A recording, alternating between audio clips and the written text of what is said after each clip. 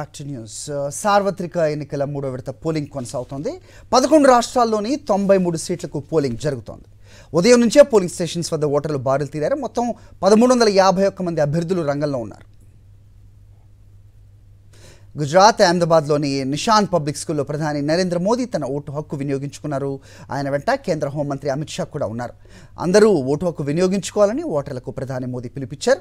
ఎండల్లో ప్రజలు ఓటు హక్కు వినియోగించుకుంటున్నారని, ఎన్నికల వేళ ప్రజలు ఆరోగ్యంపై దృష్టి పెట్టాలని సూచించారు. వీలైనంత ఎక్కువ నీళ్లు తాగితే ఆరోగ్యం బాగుంటుందన్నారు. ప్రజాస్వామ్యంలో ఓటుకు విశేష ప్రాధాన్యత ఉందన్నారు ప్రధాని మోదీ.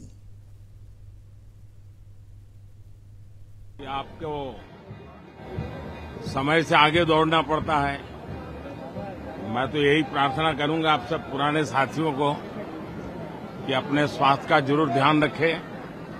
और मैं हमेशा कहता हूं कि पानी बहुत पीना चाहिए। जितना ज्यादा पानी पिएंगे तो आपको बहुत स्वास्थ्य के लिए भी ठीक रहेगा और एनर्जी भी मेंटेन रहती है। आज तीसरे चरण का मतदान है। मैं देशवासियों को विशेष रूप से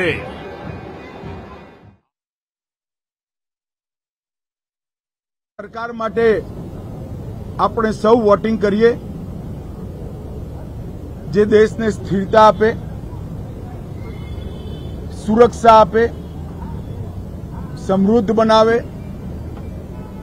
ગરીબીનું સંપૂર્ણ ઉન્મૂલન કરે અને વિકસિત અને આત્મનિર્ભર ભારતની રચના કરે. એક એવી સરકાર આપણે ચૂંટીએ જે સમગ્ર વિશ્વમાં દરેક ક્ષેત્રમાં ભારત નંબર 1 બને એવી સરકાર અને એવા પક્ષ માટે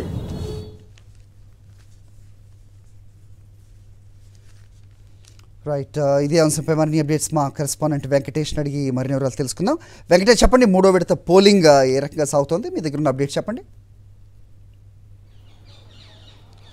లోక్సభ ఎన్నికల యుద్ధం మూడో అంకానికి చేరుకుంది. ప్రస్తుతం మూడో దశ పోలింగ్ కొనసాగుతుంది. 11 రాష్ట్రాల్లో ఈ ఎన్నికలు కొనసాగుతున్నాయి. 93 ఎంపీ సీట్లకు ఈ మూడో దశలో ఎన్నికలు జరుగుతున్న నేపథ్యంలో 1350 మంది అభ్యర్థులు తమ అదృష్టాన్ని పరీక్షించుకుంటున్నారు. సో వీరి తలరాతను రాసేందుకు ఈరోజు ఓటర్లు దాదాపు 17 కోట్ల మంది ఓటర్లు తమ ఓటు హక్కు వినియోగించుకోబోతున్నారు. దాదాపు 10% వరకు కూడా ఇప్పటివరకు పోలింగ్ నమోదైనట్టుగా సమాచారం వస్తుంది. సో గుజరాత్ మొత్తం కూడా ఒకే విడతలో ఎన్నికలు జరుగుతున్నాయి. సో గాంధీనగర్ లోక్సభ సీటు నుంచి కేంద్ర హోంమంత్రి అమిత్ షా పోటీ చేస్తున్నారు. సో కొద్దిసేపటి కిందటే కేంద్ర హోంమంత్రి అమిత్ షా తన ఓటు హక్కు తన సతీమణితో కలిసి ఆయన వినియోగించుకున్నారు. అలాగే ప్రధానమంత్రి నరేంద్ర మోడీ కూడా గుజరాత్లో తన ఓటు హక్కు వినియోగించుకున్నారు. దేశ ప్రజలందరూ కూడా ఈ ప్రజాస్వామ్య పండుగలో పాల్గొనాలని ప్రధానమంత్రి నరేంద్ర మోడీ పిలుపునిచ్చినటువంటి పరిస్థితి. సో మొత్తానికి గుజరాత్లో ఉన్నటువంటి 26 లోక్సభ సీట్లు, అలాగే మహారాష్ట్రలో దాదాపు 11 సీట్లు, అలాగే కర్ణాటకలో 14 ఎంపీ సీట్లకు ఎన్నికలు జరుగుతున్నాయి. వీటితో సహా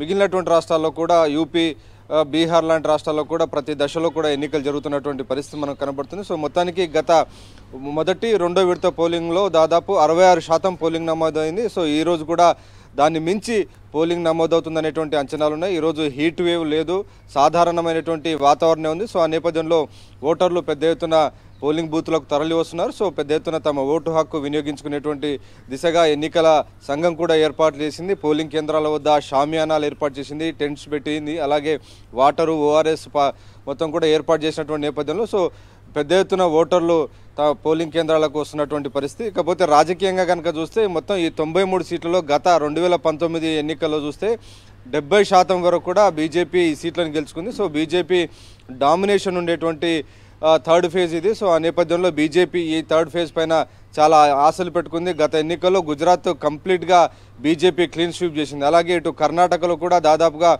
బీజేపీ క్లీన్ స్వీప్ చేసినంత పనిచేసింది. సో ఆ నేపథ్యంలో ఈ దశ ఎన్నికల్లో పెద్ద ఎత్తున బీజేపీ తమ యొక్క విజయావకాశాలను మరింత మెరుగుపరుచుకునేటువంటి అవకాశం మనకు కనబడుతుంది. సో మొత్తానికి ఓవరాల్గా 3 దశల పోలింగ్ ఈరోజు సాయంత్రంతో ముగియబోతుండగా 4వ దశ పోలింగు ఈ నెల 13వ తేదీన జరగబోతుంది. ఆంధ్రప్రదేశ్, తెలంగాణ సహా మిగిలినటువంటి రాష్ట్రాల్లో ఈ ఎన్నికలు జరగబోతున్నాయి. సో మొత్తానికి జూన్ 1 కల్లా మొత్తం పోలింగ్ ప్రక్రియ ముగియబోతోంది.